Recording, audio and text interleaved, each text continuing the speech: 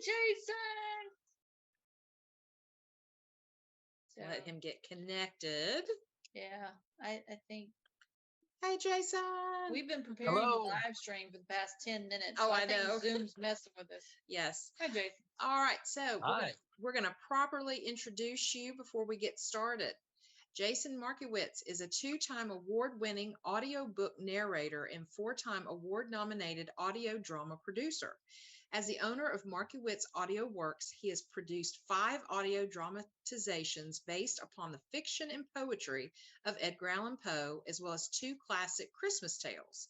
His production of The Cask of Amontillado has already been recognized as a Seneca Award nominee in the People's Choice Audio Drama of the Year category, and is also a 2023 nominee for the coveted Saturday Visitor Award in the adaptation category. When not narrating books and creating audio dramas, Jason is a 25-year officer in the United States Air Force and is currently stationed at Shaw Air Force Base, South Carolina. He is married to his wife, Diana, who is also his cover model for his production of Annabelle Lee, and with her share 2 sons, Nicholas and Andrew, and their daughter, Victoria, who can be heard in The Raven as Lenore and in Cask as the female attendant. You can check out his work on YouTube at Markiewitz Audio Works Presents on Facebook and LinkedIn. Tonight, he will be presenting a dramatic reading of the 1843 Poe classic, The Telltale Heart. After this reading, we will speak to Jason about his work and answer your questions. Without further ado, our friend in Poe, Jason Markiewitz. Yay, Jason. Hey, thank you all very much. I really appreciate the intro. Yes, thank you. And welcome to the launch party. And just we want to remind everybody out there, keep continuing to pledge to Sarah's Kickstarter.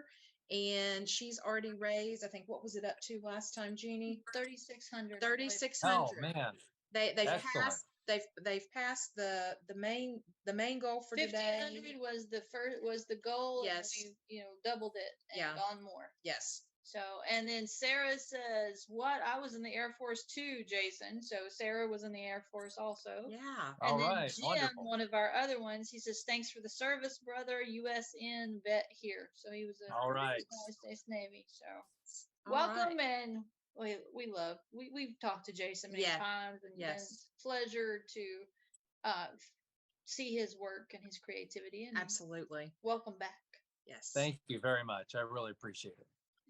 So whenever you're ready to do your reading, you All just right. tell us. We'll just dive right in, then we can talk afterwards. Yes. And we'll do the raffle for your CD at the very end of your segment. Yes. So yes, Signing and he's copies. he's autographing the copies. So That's right. all right. Wonderful. So okay. Are you ready?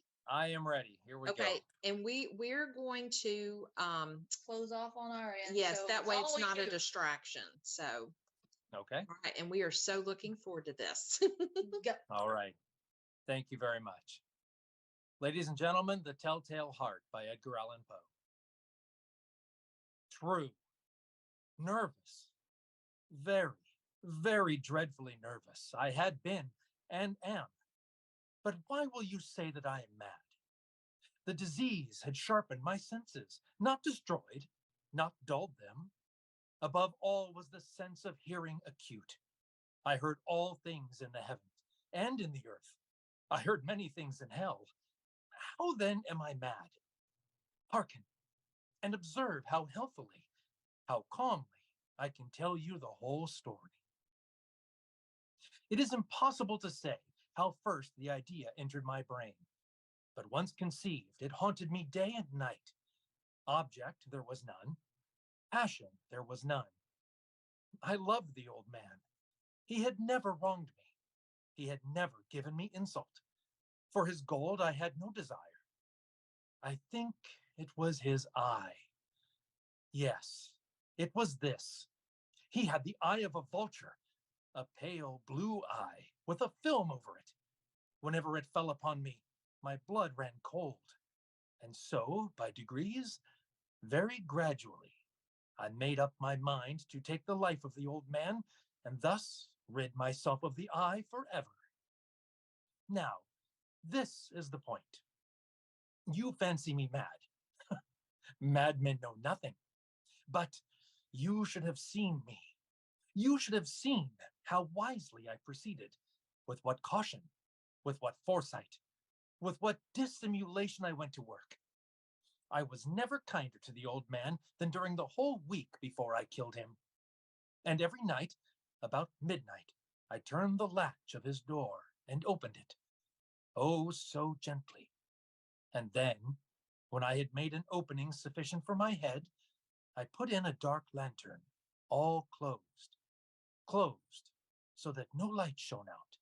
And then I thrust in my head. Oh, you would have laughed to see how cunningly I thrust it in.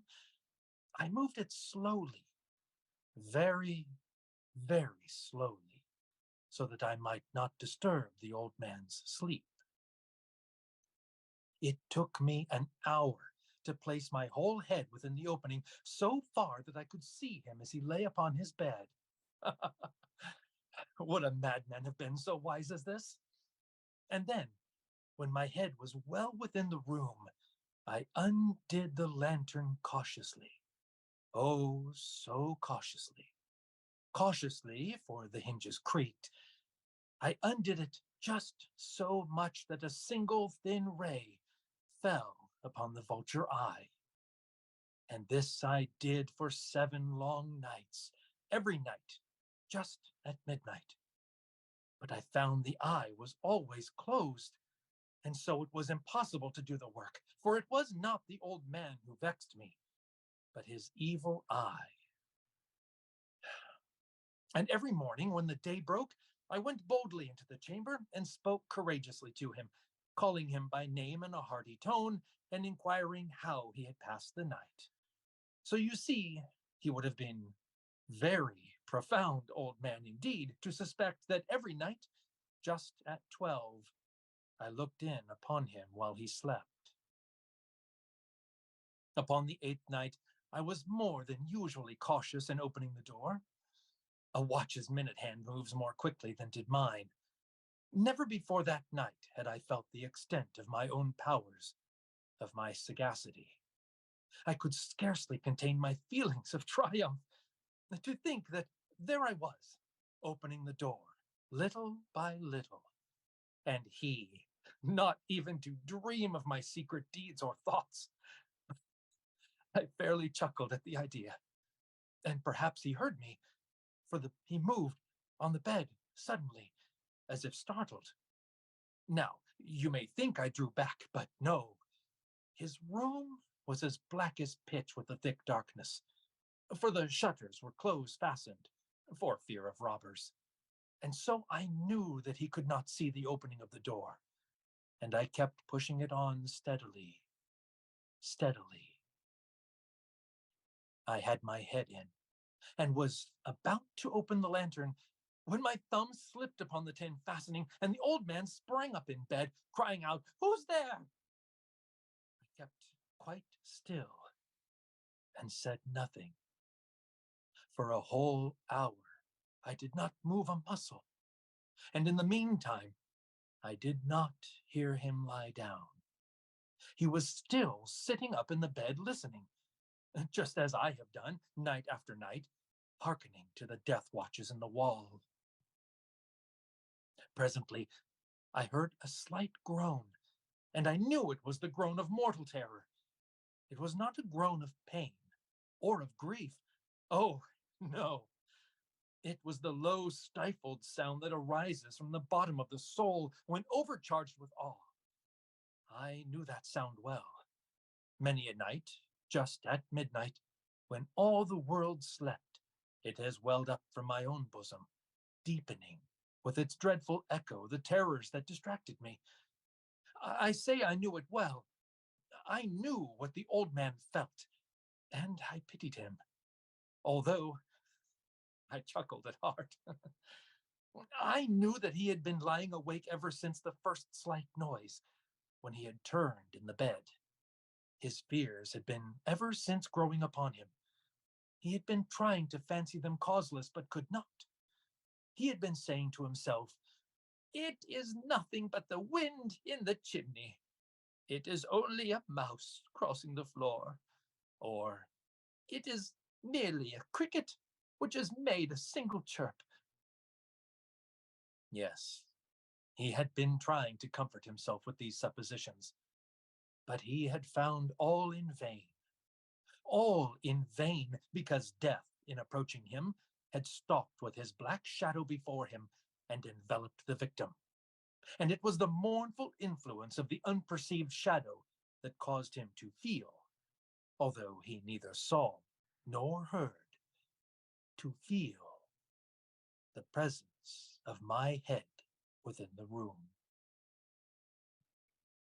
When I had waited a long time, very patiently, without hearing him lie down, I resolved to open a very, very little crevice in the lantern. So I opened it. You cannot imagine how stealthily, until at length a simple, dim ray, like the thread of the spider, shot from out the crevice and fell full upon the vulture eye. It was open, wide, wide open, and I grew furious as I gazed upon it. I saw it with perfect distinctness, all a dull blue, with a hideous veil over it that chilled the very marrow in my bones. But I could see nothing else of the old man's face or person, for I had directed the ray, as if by instinct, precisely upon the damned spot. And have I not told you what you mistake for madness is but over-acuteness of the senses?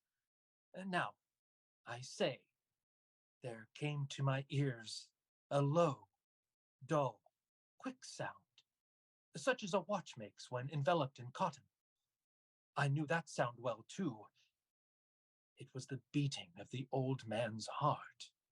It increased my fury as the beating of a drum stimulates the soldier into courage. But even yet, I refrained and kept still. I scarcely breathed. I held the lantern, motionless.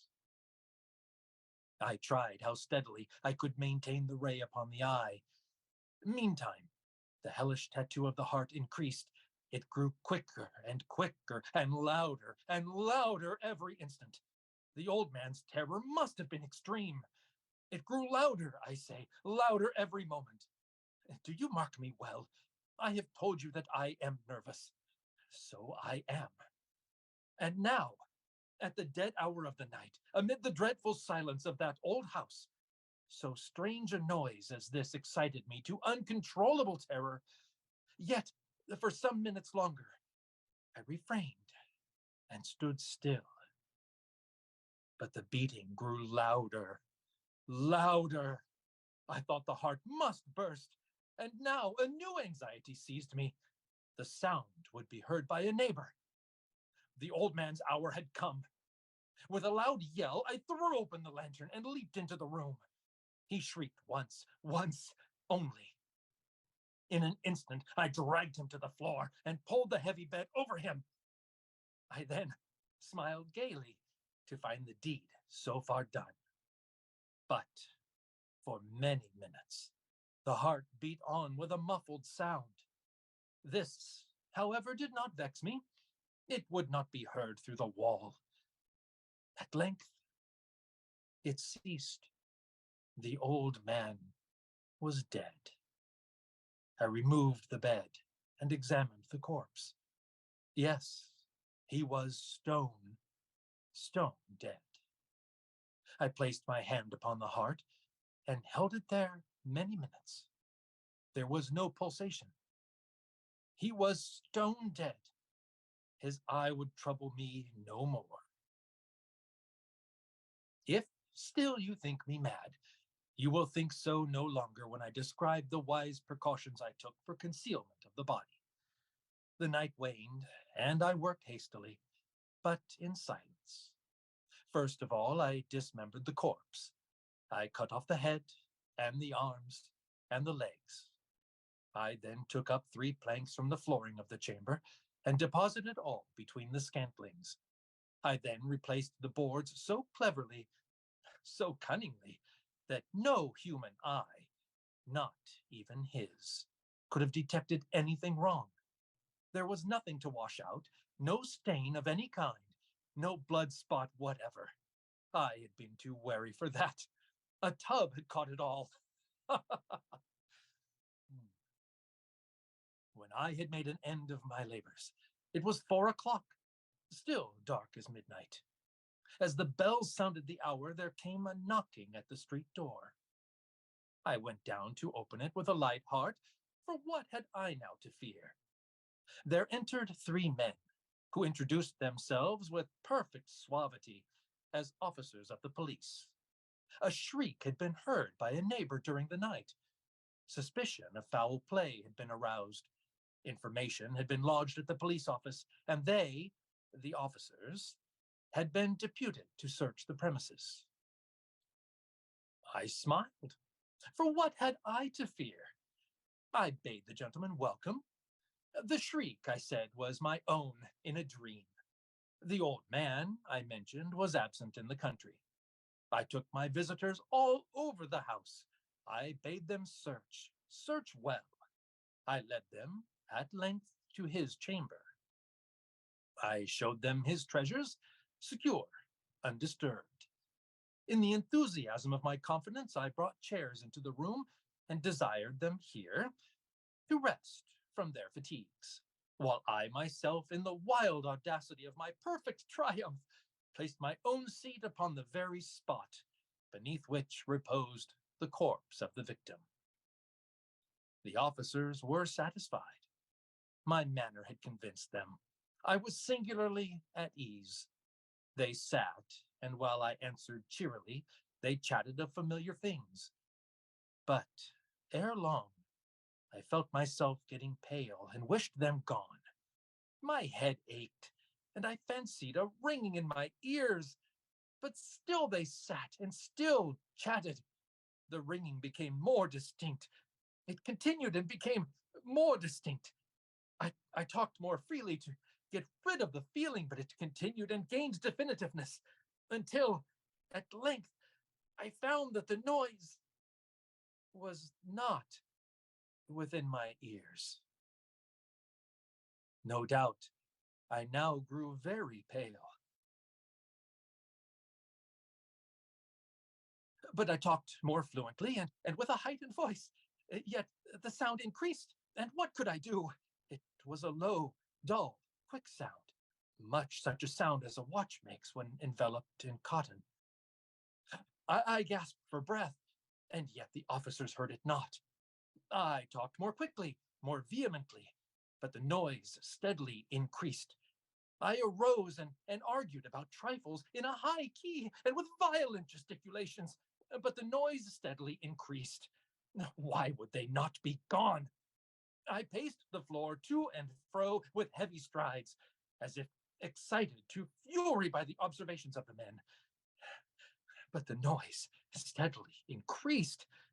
Oh, God, what could I do? I foamed, I raved, I swore. I swung the chair upon which I had been sitting and grated it across the boards, but the noise arose all over all and continually increased. It grew louder, louder, louder, and still the men chatted pleasantly and smiled. Was it possible they heard not? Almighty God, no, no, they heard. They suspected. They knew. They were making a mockery of my horror. This I thought, and this I think, but anything was better than this agony. Anything was more tolerable than this derision. I could bear those hypocritical smiles no longer. I felt that I must scream or die. And now, again, hark! Louder, louder, louder, louder! Ah, villains! I shrieked. Dissemble no more. I admit the deed. Tear up the planks. Here, here. It is the beating of his hideous heart. The end.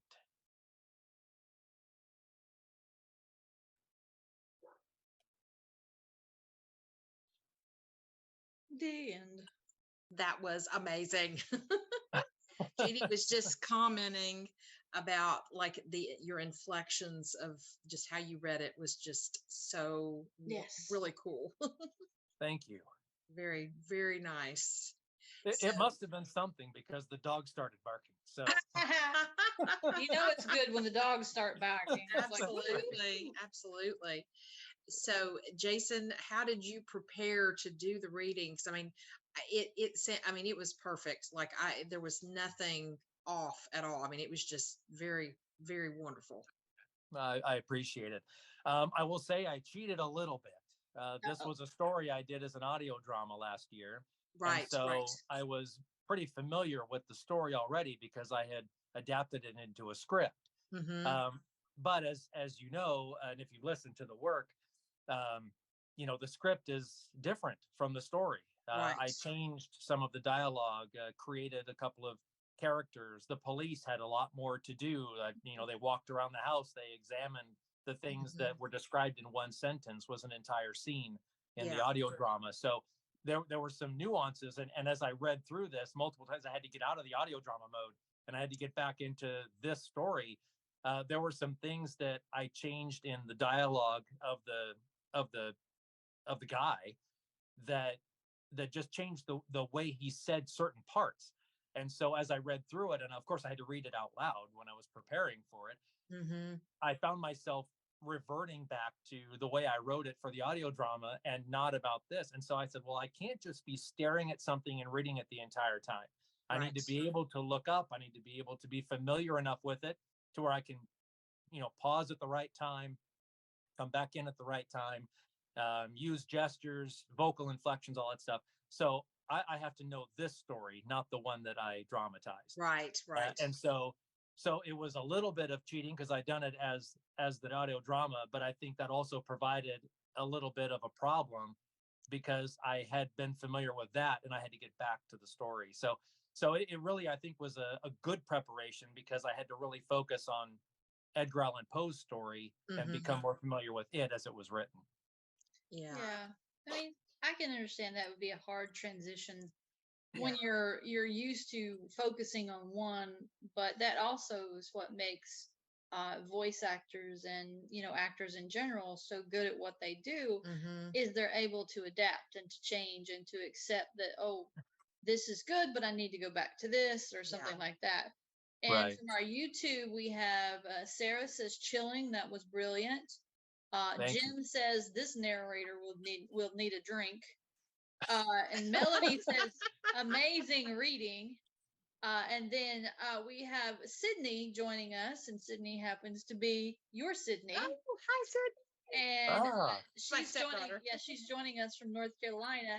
And she goes, you would make a very good audiobook narrator. And I believe you are you not, Jason, already? He is. So, I am. Thank you. Yeah. And she says, hi, Carmen. Hi, Sydney. Thank you for joining. So, and Jim says Jason used deep, insane dives, very effective. Oh, so thank deep you. diving, yeah. Yes. And it's very well. Carmen and my other friends know that it's not that I have anything against it, but I can't stand to listen to somebody read to me. It's always been a problem of mine. I think I goes back to my mom. That's how she used to get me to go to sleep when I was little, is she'd read me a book. But it's not that it's anything against the reading or anything like that. I guess because I have to be engaged with my own imagination while I'm reading, and I'm like immersing myself. Yeah. And but you do it very good with the inflections, and that's another thing. I think all my monotone professors that I went to school with kind of lectured me to the point of, okay, don't like it. We've all had them. Yes, exactly. Yes. Well, and saying I'm the opposite. Every day going to school and coming home from school, it's probably a 35, 40-minute drive, depending on traffic. And so I listen to audiobooks, and especially if they're really good, I'm like, I don't want to stop, but then it gives me something to look forward to on the drive every day, going and coming.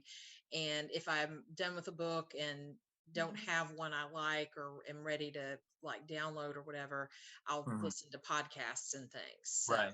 Yeah. But the voice definitely has a major thing with me. If I'm going to listen to anything, Yes. if I hear their voice and it automatically turns me off, I'm like, no, no matter how hard I would try, I would not work. Mm-hmm. Yeah. But so Jason, you haven't just done the Telltale Heart. So far, you've done the Raven, That's right. Cask of Amontillado, right? Yes. Help me out. I can't remember what the other ones are. Yeah, and I did manuscript found in a bottle, which is you see it normally written, it's MS found in a bottle, Yes. but I wrote out the word, so it's manuscript found in a bottle for our audio drama. And then I just recently recorded, very short, but Annabelle Lee, and then we're working on Mask of the Red Death right now.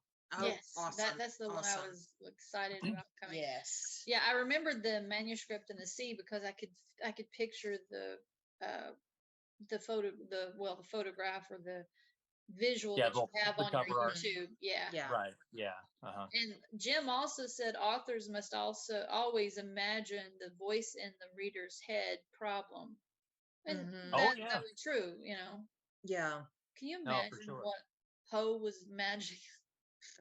He must have all different kinds of voices in his head. I'm just saying. Especially with Probably this story. So. Yeah. Well, think about all the different stories, the one that I really, really, really don't like. I won't bring that up. But... Yeah, don't. You're not allowed. Not anymore. Not today. But the difference between this is an uplifting Poe. Yes. Exactly. Yes. But whether it be the insane Poe with the Telltale Heart, then you've got the melancholy Poe with Annabelle Lee. Mm-hmm. Then you've got the fantastical out there over the rainbow Poe when he's talking about the devil, but never bet the devil your head. Yeah. Yeah, we were talking about that one on Unplugged and saying how there was so much that when I heard it, I was thinking about the Robert Johnson song, The Crossroads. Mm-hmm. At the very end, whenever, he comes to the bridge and it's like, well, never bet the devil your head because the devil may sometimes always win. Yes, exactly. So, but what else are you doing, Jason, besides moving to South Carolina? I know I've seen on your Facebook that you've been having a busy few months. Yes. Yeah, it has been. It's been really good. The move, like any move, is challenging, and you've got to break everything down and pack up, and then hopefully you find a place where, the recording space is either as good or better, and especially when you're, working all day and then you try to do voiceover work, in the evenings and things like that. And very fortunate that the place I'm in now is absolutely that. And so I've got a good studio set up here, and I'm able to continue with the voiceover work and audio drama productions.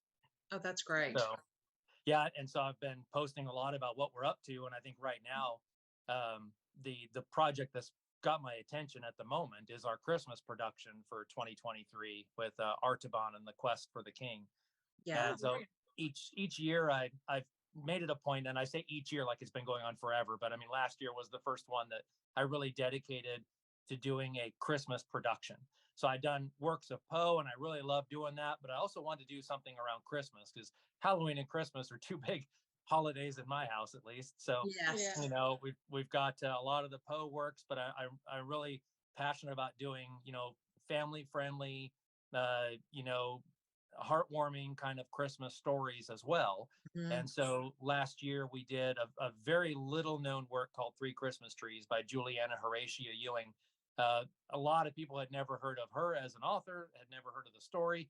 And so when we put it out there as an audio drama, which was a very unique style, by the way, because it's largely narrative.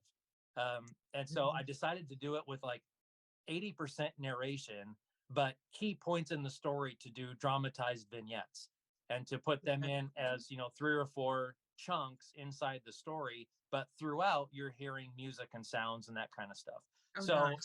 It has a dramatized element through the whole thing, but it does focus on key points in this child's life as he grows from youth to adulthood, where you have these dramatized vignettes. And I really like that style. It's different from audio drama. It's not quite audio book. It's a blending of the two.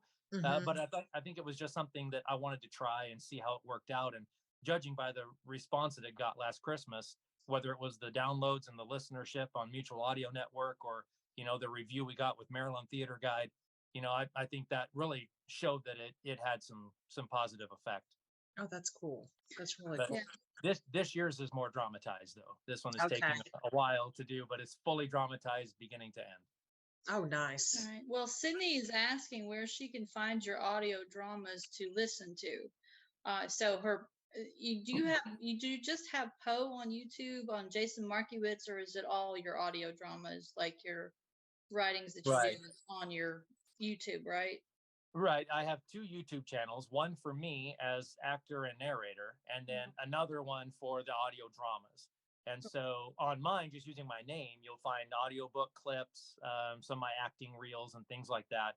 But on the Markiewitz Audio Works Presents, which is what was relayed in the introduction that, Right. that you guys read for me, that YouTube channel is where I post the audio drama work. And so you'll see clips, trailers, and a few of the full length productions. I'll put more of them out there, eventually as the full length works. But I have Casco Amontillado, The Raven with a special edition that has a lot of Gustave Doré's work in it as well. Mhm. And I have Manuscript Found in a Bottle and 3 Christmas Trees, and technically it's called A Visit from St. Nicholas, but it's A Night Before Christmas is Okay. on there as well. So you have all of those are in their entirety on the site, but it's on that Markiewitz Audio Works Presents YouTube channel.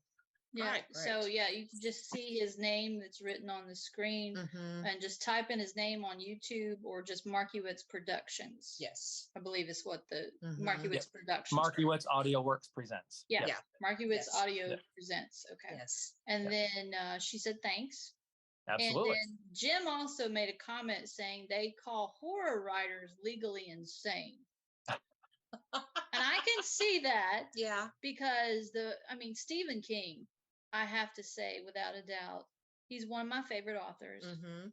But when you can get an author that can, ingrain themselves into your brain to where you kind of go in that route, like Tommy Knockers. Tommy Knockers is not one of his big known ones like Salem Right. and the Water Pet Yeah. Cemetery, but just that Damn. rhythm in my head of Mhm. what he did, and it's just so great because I see Stephen King as a modern day insane Poe. Does that make sense?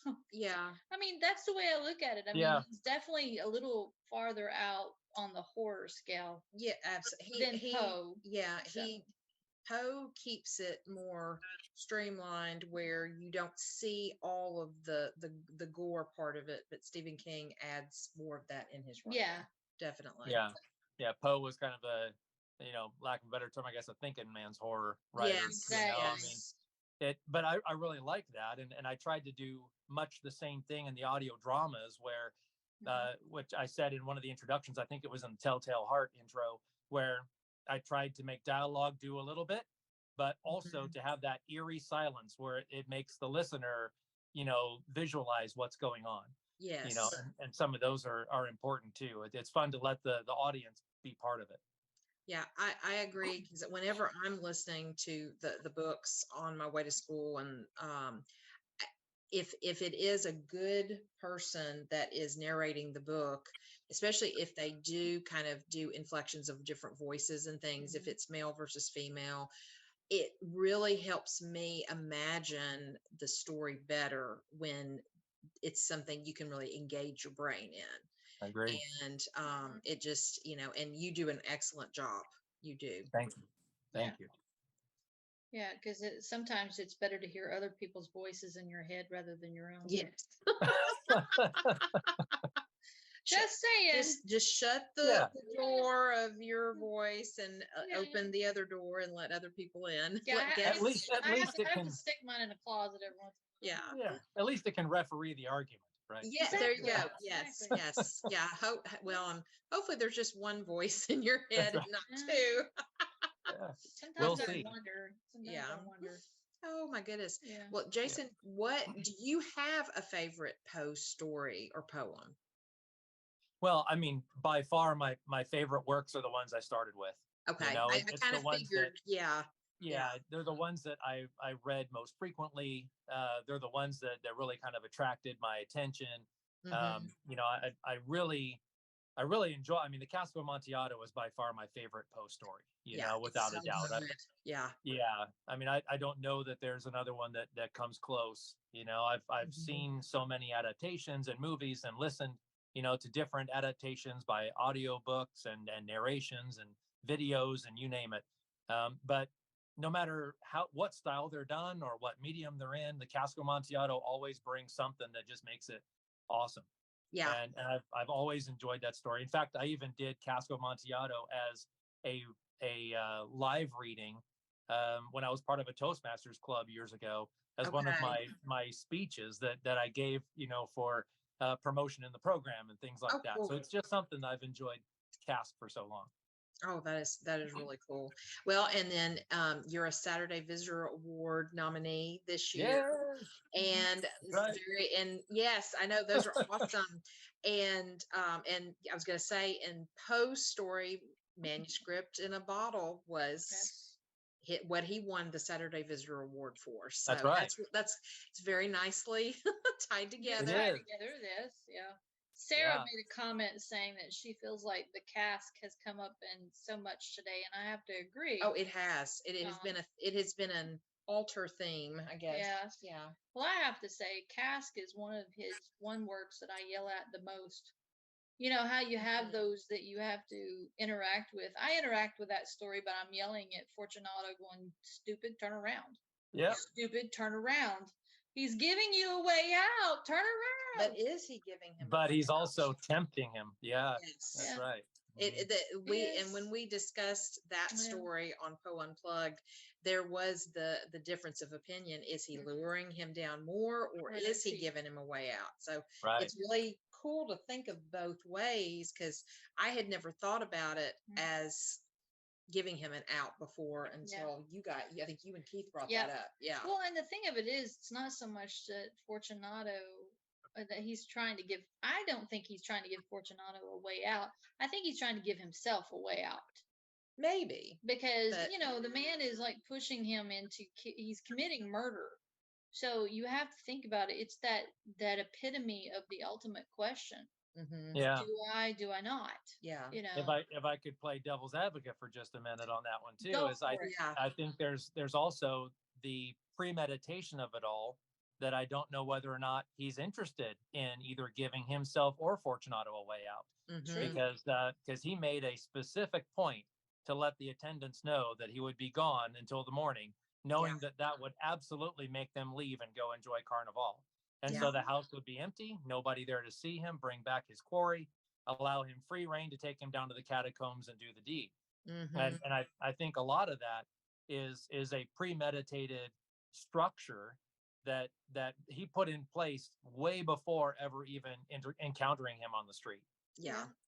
And also, you could play on that he was trying to make sure that he didn't have anybody that would witness his choice. Mm-hmm.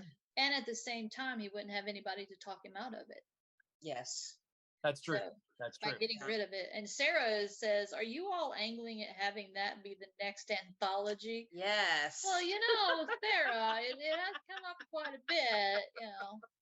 So we have to go next. We got the beating heart of the Telltale. So now we have to get the cask, you know, because got to get out of that wall. Yes. The bricked up wall kind of thing. Mm-hmm. Tear down the wall. Another brick in the wall. Sorry, yeah. Oh yeah, another brick in the wall. There you go. There you go. But we do need some Pink Floyd. But we do need education. Yes, we do. Yeah, we do. I love the song, but being a teacher, I kind of I had a love-hate relationship with that song. I loved it when I was in school because I hated being in school and hated my teachers. But you know, then I became a teacher, and even my teachers went, "What?" Yeah. I'm like, yeah, don't rub it in. Yeah. Well, we all looked at the end zone, right, in our schooling and going, okay, well, I'll be a senior in high school in no time, right? And then, okay, well, now it's going to be college. Oh my gosh, that's forever. And then it's over. And now I realize that I've had educational years beyond that. And I turn around and then my kids are like, high school is never going to show up. You know, and I'm like, oh, you just wait. Yes. Don't wish it away. It's coming. Yeah, it's a blink of an eye. I tell the students that all the time, and they just, you know, it's just funny. But I will say that Poe is alive and well in our younger generation, because when at the beginning of the year, when I'm kind of introducing myself and kind of give a little overview of some of the things we're going to talk about and read, they get so excited when I bring up Poe. It's like, well, how much are we going to read? And so I'm like, well, what did you read, in the past few years? And they just start rattling off things. And it just tells me a lot of their teachers love Poe as much as, we do. And it just makes your telltale heart full, because that they, he is timeless. I think he'll be talked about literally forevermore, infinitely. I really do. Well, especially when he starts showing up in graphic novels and in comics Yes. and all that. So he really is spanning all the different age groups and all the different genres that a lot of people fall into. I'm still waiting for the Edgar Allan Poe anime or the manga. Yeah. Because, I mean, it's probably on the horizon. If it's not already out Yeah, there. exactly. Yeah. So, Jason, Well, tell us about how you got into this. Yeah. You haven't, I mean, how did you get into doing the audio Yeah. works? I know we talked about this when you were our guest Sure. on the podcast, but most people may not know as a whole. So, please Right. share. Well, so I've enjoyed, acting in all sorts of varieties since I was on my first stage production in 2002 when I was stationed in Italy, and it was R.A. Gurney's Love Letters. I played Andrew Makepeace Ladd III in Love Letters, and got cast, as a lead in the first audition I ever tried out for, and I just got the acting bug, at that point, and did a lot of, independent film and commercials and things like that over a number of years until 2017, when I got to Sacramento and I started doing theater work again. And so at that time, I hadn't done theater in a long time. Everything was, film and commercial. So, take 1, take 2, take 45. It didn't matter, and now you're in live performance again. And so get it right or fix it and move on, so you're in a different mode, and the theatrical art is so much more challenging, but so much more exhilarating, I think, for me personally. And so here I was in the dinner party. I was playing Claude Pichon in the dinner party, and we got shut down due to COVID, and all the theaters closed, and we all stopped the performance, and you name it. And so during that downtime, we're looking for other avenues to express creativity and our, artsy backgrounds and things like that. And so I took a class on audiobook narration specifically for ACX, and trying to figure out how to maybe use my theatrical skills. And I read, so why not find a way to use both of those together, and maybe you get paid for it at the same time. And so that class went really well. I took copious notes and practiced a lot over the next 3 to 4 months. Put together a blanket fort studio and started doing audiobook narration around September or October or so of that year. Got my first contract, and the first book was out in December. And so that was all 2020. Well, let's back up to 2011. I took the poem The Raven, and I turned it into a multi-person play, basically, so that it wasn't just a poem said by one person. There was a disembodied voice that was kind of a narrator, and then there was the forlorn gentleman, as I called him, as the primary character. Lenore had her own voice. The Raven, had its own voice, and so it was kind of put, a little bit more theatrically. Plus, I wanted to modernize some of the language, so that if you read through that poem, sometimes the terminology that's used, at that time period can be very difficult to follow along with and really grasp conceptually what he's talking about, in some of the words, but made sure to keep what it was he was talking about as consistent as possible, even if the words had changed, but also to keep the meter the same. So it still is poetic, pun intended. Yes. And it actually continues with the exact same meter and tone that you would have if the original words were there. So I had done that and messed around with it for a while and never did anything with it. And so then now flash forward here to 2020, I finally have a booth set up, a microphone set up. I understand about recording and editing. And I decided, well, now's the time to dust off the Raven and go see whether or not we can do something with this. And that became our first audio drama that we put out in July of 2021.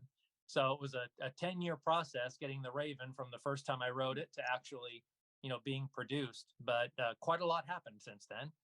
And it was good to actually see that come to fruition. Oh, absolutely. And it well worth the wait, because it is really good. Yeah, Thank it's you. amazing how things that you maybe have played around with in certain avenues in life at an early age or early time, and then all of a sudden it's made a full circle to where Right. it's now become front and center in something that's making a very big splash in your life. So yeah, because I think it's been great that you were able to bring the Raven and the different voices, because we're talking about voices. Yes. The different voices in the Raven, because most of the time you just think, oh, it's just Poe sitting there reading the poem. But you forget about the other characters like Lenore and the Raven, and even the palace being there. The bust itself could have its own voice. Yeah. Because of the historical avenue of what palace represented. That's true. So I think one of the challenges for me on that one was, if you're giving the Raven a voice, you can't make it campy. No. Right?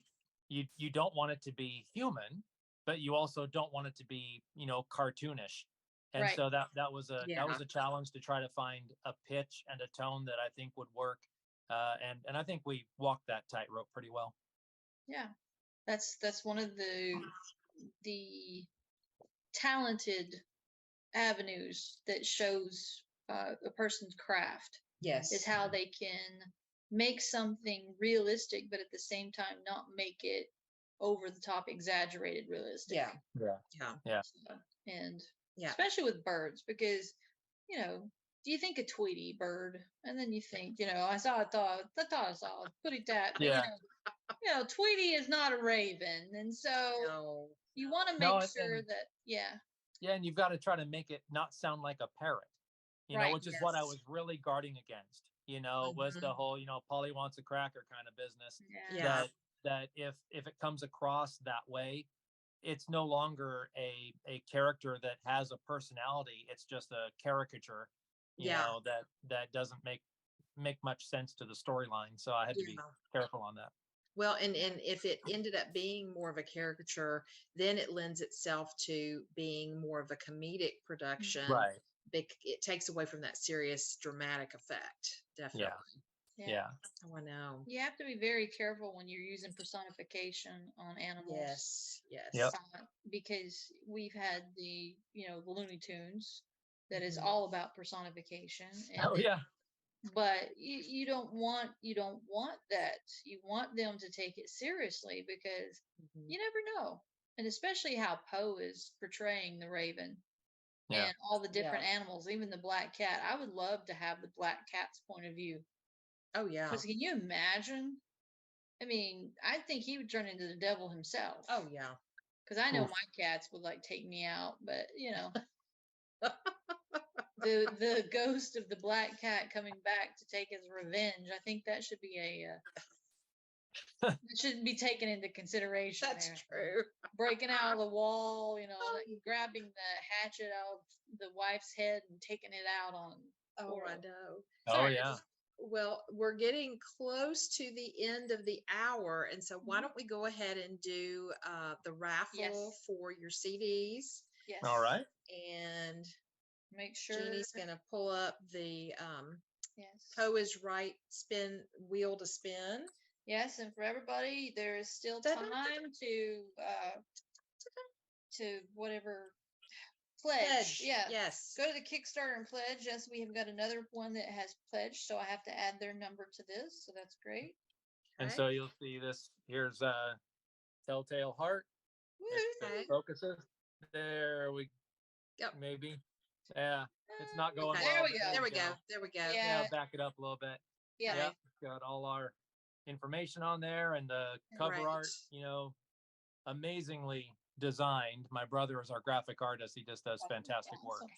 Yes, Yeah. he does. It's really Are beautiful. we doing one or two raffles? Just one. Let's see. You're just gonna. It's one. It's two CD set for one person.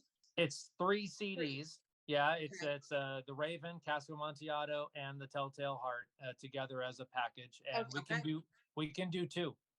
Okay. Oh, okay, we'll do two. Well, All right. thank So you. here's the Thank first you. one. Dun, dun, dun, dun, dun, dun, dun, dun, dun. Hey, it's better than the bonanza I was doing earlier. Well, I was doing All the right. Price is Right. Yeah.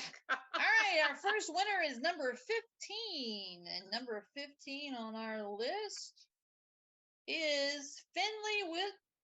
I think that says Wilson. Finley Wilson. Yay! I think Finley was actually on Okay. here earlier. I don't know if there's. Okay. Finley's still on here. Congratulations, Finley. Congratulations, Finley. Welcome to the winning club. And you're gonna spin the wheel again. Yeah, I got to take 15 off here first. So Okay. hold on. Got to make sure I don't have any doubled up numbers. All right, here we go. And spinning. Spin, spin, spin, spin. Dun, dun, dun. Dun, dun, dun. Dun, dun, dun, dun. And our second winner is number 10. And number 10 on our list is Zach Fizzle. Or Fizzle. Sorry if I mispronounced your name, Zach. It's Fissel, Zach Fizzle. So he's our second winner. And Sarah said that she would get in touch with you, Jason, to get the information for the winners so you can send them your CDs. Yes. Sounds good. Yeah, thank you so much for donating those for the raffle today. And people Oh yeah, no, it's my pleasure. I know people are going to enjoy them because we do. Yes. I know I do. Absolutely. I love watching YouTube channel. I know. So Jason, what else would you like to add about like what's coming up for you? I was gonna say we've already mentioned that you will be at Poe Fest. Yep. I will be there with my husband. Jeannie can't make it, unfortunately. No, not this time. But we'll have a vendor booth, so we'll definitely get to see you and meet in person. So I'm really excited about that. So yeah, as a Saturday visitor nominee, I've got a little table space where I'll have some things set up there as well. Right. So I'll be, vending at the same time, and then going to the Black Cat Ball, of course, where the winners will be announced, and we'll see how things go from there. Yeah, we're not going to the Black Cat Ball this year. We have been to the Poe Fest every single year that it's been.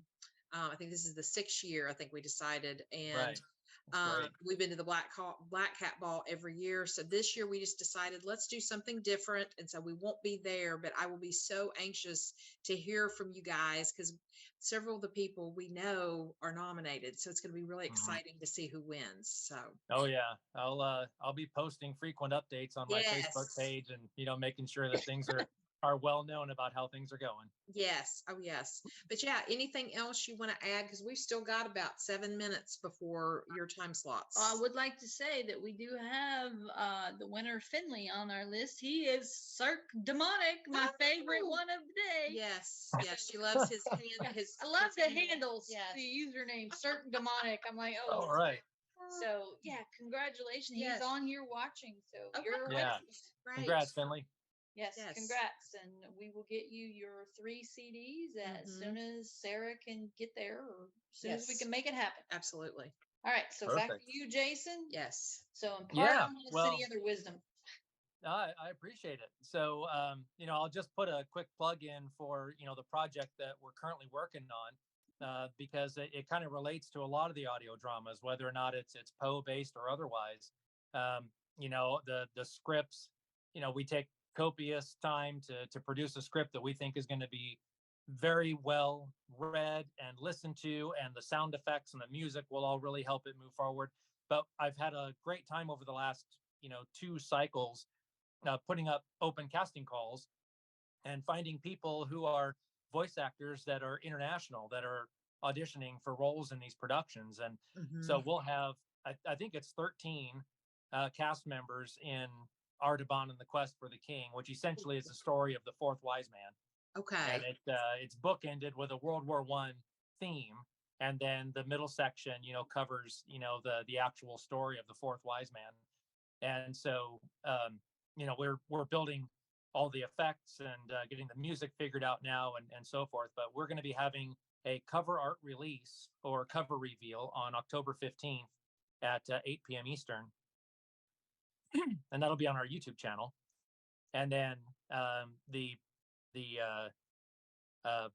public release or premiere or whatever of the audio drama itself will be in mid-December, and that date is still TBD, but it'll be anywhere between the 15th and the 21st or so of December when we'll have that out there, and it'll be a YouTube premiere at the same time.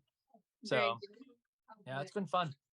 Cool. So anyone that is listening that's not already subscribed to Jason's channel, I push you to go to his channel. It's on the Markiewitz Audio, correct? Yeah, Markiewitz Audio Works presents. So yeah, subscribe there, and you can find out all his dramas, like he said earlier. But be prepared for any future dramas. And I like the Christmas tie-in. I'm like you. Halloween and Christmas are like my two favorite holidays. So yeah. I like anything that deals with that, and so I look forward to it. And yeah. What I know my musician. Yeah, my musician that has done the majority of the music for all the Poe work so far. Yes. When he had to score, excuse me, when he had to score 3 Christmas trees, had not done a lot of Christmas themed things before. So, one of the beauties of a lot of this stuff is, challenging voice actors in different types of roles, but it's also kind of challenging for our musician as well. And Hayden really adapted to the Christmas theme, just like he had never done a nautical theme before when we did Manuscript Found in a Bottle. And so a lot of these things are trial and error, first works for him, really kind of building a resume and a repertoire that has so many different genres built into it, that he's just a great talent, and I love having him on our project. Sounds like a great addition at any time, especially if he's able to jump in there and adapt so well. Oh yeah. Because sometimes it's really hard if you're not into certain things to try to be a part of something like that. So that's good. I can't wait to hear it. And I love, to me, I always have to listen to music when I'm reading or anything else, because it's that rhythm. Yeah. So adding rhythm to anything like that is great. I can't wait. So now you get it all at the same time. Yeah. So you said it was to be announced or to be determined, or somewhere in December, right? When it's going to release. Right. It'll be mid-December for the release, between the 15th and the 21st. But I'll post, announcements all over the place on Facebook and Twitter/X and LinkedIn. We'll have all kinds of announcements as we establish the date and go forward to release. Perfect. Great. Good. Sorry, I had to step away. No, sure. Somebody was at the door, so I had to go answer the door. We had to answer the door. They're trying to get in. No, you're not allowed. I know. So let me get this straight. You left and then opened wide the door. Yes. Exactly. Yes. Wide door. Nothing more. That's exactly right. Exactly. And I think because I was gonna say he's kind of my pendant actually like glows in the dark, and I think he's actually glowing a little bit, Jeannie. Uh-oh. Yeah, he's glowing. That's even creepier. Nice. It is. That's awesome. Now, if it was a heart beating, that would be even cooler. Yes, Glowing and beating. Yeah. Yes, but that'd be really freaky. Yeah, well, that'd be right up my alley. That's true. That's saying. Well, Jason, it has been a pleasure having you on here, and we love the reading. So glad you were able to do that for the event, and we just appreciate you so much. No, thank you so much for having me. This was something I've been looking forward to, and it's great to support Love Letters to Poe. So, congratulations on the fundraising, and best of luck with the production. Yes, absolutely. Right. Well, thank you so much, and I will see you this weekend. Yes. Yeah, good luck with the Visitors Award. Yes. And, maybe I'll get to see you next time. Yes. All right. In person. Sounds yes. good. All right. Bye. Bye, everybody.